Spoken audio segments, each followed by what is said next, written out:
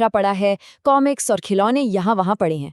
लेकिन नोबिता, वो आज बिल्कुल शांत है। एक अजीब सा गहरा सन्नाटा उस कमरे में पसरा हुआ है। बाहर की दुनिया में क्या हो रहा है, जियान किसे पीट रहा है या माँ कब चिल्लाएंगी, नोबिता को आज किसी भी चीज की कोई परवाह नहीं है। वो बस फर्श पर बैठा है, अपनी ही दुनिया में पूरी तरह से खोया हुआ। उसके दिमाग में एक बहुत बड़ा और अजीबोगरीब प्लान चल रहा है। एक ऐसा प्लान जो आगे चलकर एक खौफनाक तबाही मचाने वाला है। अब देखिए, नोबिता पूरी शिद्दत के साथ कुछ कागज के टुकड़ों, एक रबर बलून और एक प्लास्टिक की स्ट्रॉ को जोड़ रहा है। उसकी आंखें बिना पलक झपकाए बस उस डिजाइन पर टिकी हुई हैं। जैसे ही उसका ये अनोखा स्पेस शटल तैयार होता है, उसके चेहरे पर एक बहुत बड़ी विजयी मुस्कान आ जाती है। वो पागलों की तरह दौड़ता हुआ जाता है और जियान और सुनियो को खींच कर ले आता है, ताकि वो उन्हें अपनी इस महान रचना का जादू दिखा सकें। जियान और सुनियो सामने हाथ बांधे खड़े हैं। उनके चेहरों पर एक चिढ़ाने वाली हंसी है। वो सोच रहे हैं कि भला ऐसा रद्दी कागज का खिलौना आसमान में कैसे उड़ सकता है। लेकिन नोबिता का कॉन्फिडेंस आज अलग ही लेवल पर है। वो एक गहरी सांस लेता है और पूरी ठसक के साथ कहता है, गौर से देखो। और अगले ही पल रबर बलून से धीरे धीरे हवा निकलने की फुस जैसी आवाज आती है और वो कागज का शटल जमीन छोड़कर सचमुच हवा में मंडराने लगता है। वो हवा को चीरते हुए बिल्कुल उनके सिर के ऊपर उड़ने लगता है। जियान और सुनियो की वो चिढ़ाने वाली हंसी अचानक गायब हो जाती है।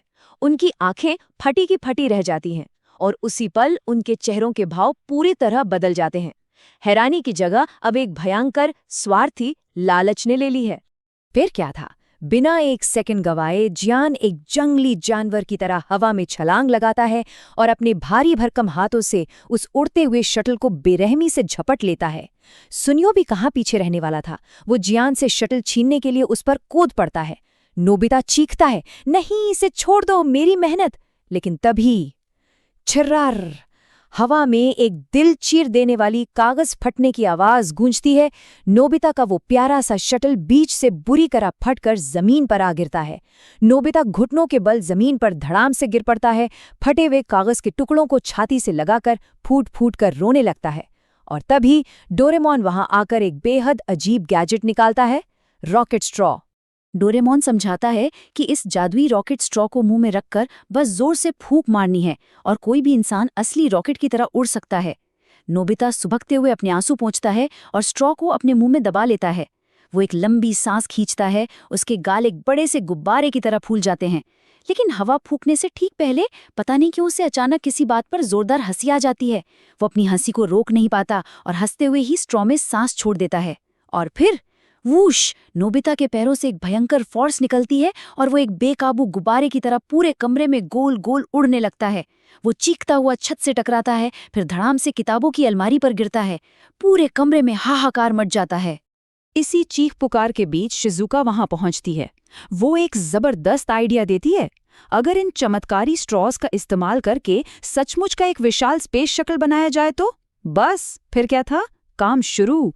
कैंचियां चलने लगती हैं, गोंद की शीशियां खाली होने लगती हैं, एक विशाल कागज का शटल बनकर तैयार हो जाता है।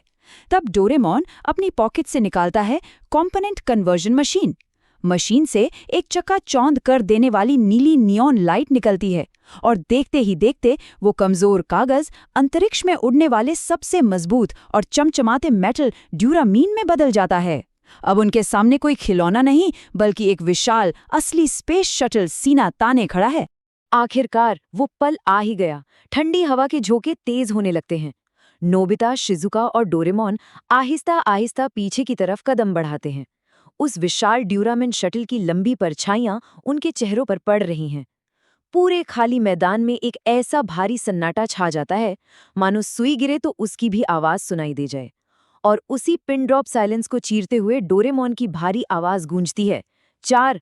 शटल के अंदर के इमेजिनरी इंजनों में एक हल्की सी कंपन शुरू होती है, जो धीरे धीरे एक खौफनाक गड़गड़ाहट में बदल जाती है। उनके पैरों के नीचे की जमीन बुरी तरह कांपने लगती है। सूखे पत्ते और धूल के बवंडर उस चमचमाते हुए मेटल के चारों तरफ गोल गोल घूमने लगते हैं। इंजनों की आवाज कानों के पर्दे फाड़ने लगती है। 3।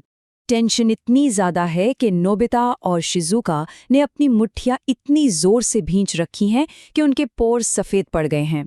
उनकी बड़ी बड़ी बिना पलक झपकाई आंखों में उस विशाल सिल्वर शटल का अक्स नाच रहा है। हवा का दबाव इतना भयंकर हो चुका है कि सांस लेना भी मुश्किल लग रहा है। 2 उस आखिरी पल में ना जैसे वक्त पूरी तरह से थम जाता है, सब कुछ स्लो मोशन में चलने लगता है। नोबिता के माथे से पसीने की एक बूंद धीरे से खिसककर उसके गालों तक आती है और जमीन पर गिरती है। डोरेमोन की उंगली हवा में उठती है और उस आखिरी लॉन्च बटन पर जाकर टिक जाती है। क्लिक, एक ब्लास्ट ऑफ, एक गगनभेदी धमाका होता है। ऐसा लगता है जैसे कोई बड़ा बम फट गया हो। इंजनों से एक विशाल धुएं का गुबार निकलता है और वो चमकता हुआ ड्यूरामिन का शटल किसी दागी गई गोली की तरह हिंसक रफ्तार से जमीन छोड़ता है। पलक झपकते ही वो हवा को चीरता हुआ बादलों का सीना फाड़कर आसमान की अनजानी ऊंचाइयों की तरफ निकल जाता है। आसमान की ऊंचाई में पहुंचने के बाद वो सभी अपने सिर पर आउटर स्पेस एक्सप्लोरेशन हेलमेट पहनते हैं और हेलमेट पहनते ही पूरी दुनिया बदल जाती है। स्कूल के पीछे की वो मामूली सी पहाड़ी अचानक उनकी आंखों के सामने से गायब हो जाती है। उसकी जगह ले लेता है एक बेहद खौफनाक और रहस्यमयी एलियन प्लैनेट, बेकल स्टार। चारों तरफ अजीबोगरीब चमकती हुई चट्टानें हैं। आसमान का रंग एक डरावने गहरे जामुनी रंग में बदल चुका है। ऐसा लगता है जैसे वो धरती से लाखों किलोमीटर दूर किसी अनजान और खौफनाक ग्रह पर बिल्कुल अकेले फंस गए हैं। लेकिन इस अनजान ग्रह का रोमांच अगले ही पल खौफ में बदल जाता है। उनके पीछे से एक भयंकर इंजन की गर्जना सुनाई देती है। जियान और सुनियो ने छुपकर एक और शटल हाईजैक कर लिया है। हवा में एक पागलपन भरी जानलेवा चेस शुरू हो जाती है। शटल हवा में हिंसक मोड़ ले रहे हैं। जियान और सुनियो के चेहरों पर एक शैतानी मुस्कान है। वो अपना शटल पागलों की तरह नोबिता के शटल की तरफ दे मारते हैं। दोनों शटल हवा में टकराने से बस इंचों की दूरी पर होते हैं और मेटल के आपस में घिसने की वो खौफनाक आवाज कानों को सुन कर देती है। लेकिन इस जानलेवा चेस के बीच सुनियो के हाथ से कंट्रोल अचानक फिसल जाता है। शटल का बैलेंस पूरी तरह से बिगड़ जाता है। शटल सीधा जमीन की तरफ एक मौत की छलांग लगा देता है। हवा तूफान की तरह टूटे हुए शीशे से अंदर घुस रही है। सुनियो की कांपती हुई, डरी हुई आवाज हवा में गूंजती है, बचाओ बचाओ, मुझे बचाओ। और फिर एक बहरा कर देने वाला क्रैश। मेटल के चकनाचूर होने की आवाज उन एलियन चट्टानों के बीच गूंज उठती है। शटल के मलबे से गहरा काला धुआं उठ रहा है। तभी इस धुएं के बीच से धप धप भारी राक्षसी कदमों की आवाज आती है। धुआं छटता है और जियान का एक विशाल खौफनाक अक्स नजर आता है। उसके कपड़े फटे हैं, शरीर पर खरोंचे हैं, लेकिन उसकी आंखों में मौत का गुस्सा है। वो मुट्ठियां भींचते हुए किसी मॉन्स्टर की तरह नोबिता की तरफ बढ़ता है। नोबिता डर के मारे लकड़ी की तरह जम चुका है। वो थर-थर कांपते हुए एक ठंडी चट्टान के कोने में सिकुड़ जाता है। जियान बस नोबिता को पकड़ने ही वाला होता है कि तभी अचानक उस डरावने जामुनी आसमान को चीरते हुए एक अंधा कर देने वाली तेज सफेद रोशनी चमकती है और बादलों के बीच से एक बेहद खौफनाक और इतनी भारी आवाज गूंजती है जो उनके सीने के अंदर तक कंपन पैदा कर देती है। नोबिता को फौरन छोड़ दो, वरना तुम्हें ऊपर वाले का गुस्सा सहना पड़ेगा। इस खौफनाक गर्जना को सुनते ही जियान और सुनियो की सारी हेकड़ी हवा हो जाती है। वो खौफ के मारे घुटनों के बल जमीन पर गिर पड़ते हैं और अगले ही पल वहां से दुम दबाकर भाग खड़े होते हैं। नोबिता की सांसें अटकी हुई हैं। ये कौन था? तभी बादलों के पीछे से डोरेमोन बाहर आता है। पता चलता है कि ये कोई ऊपर वाला नहीं था, बल्कि डोरेमोन अपने स्पेशल गॉड गैजेट्स का इस्तेमाल कर रहा था। God pool, god mic, god hat और गॉड स्टिक। जैसे ही नोबिता को इन चीजों की असलियत समझ आती है, उसकी डरी हुई आंखों में एक खतरनाक चमक आ जाती है। वो झपटकर पागलों की तरह एक एक करके डोरेमोन से वो सारे गैजेट्स छीनने लगता है। अब गॉड हैट नोबिता के सिर पर है। उस हैट की वजह से नोबिता की आंखों पर एक गहरी डरावनी परछाई पड़ रही है। वो गॉड पोल में झांकता है और देखता है कि जियान के कमरे में उसका इलेक्ट्रॉनिक गेम पड़ा है। नोबिता अपने हाथ में पकड़ी गॉड स्टिक को हवा में घुमाता है और पलक झपकते ही वो गेम सीधे उसके हाथों में आ जाता है। उस पल नोबिता के चेहरे पर एक डरावनी शैतानी मुस्कान आ जाती है। उसके गले से एक गूंजती हुई हंसी निकलती है।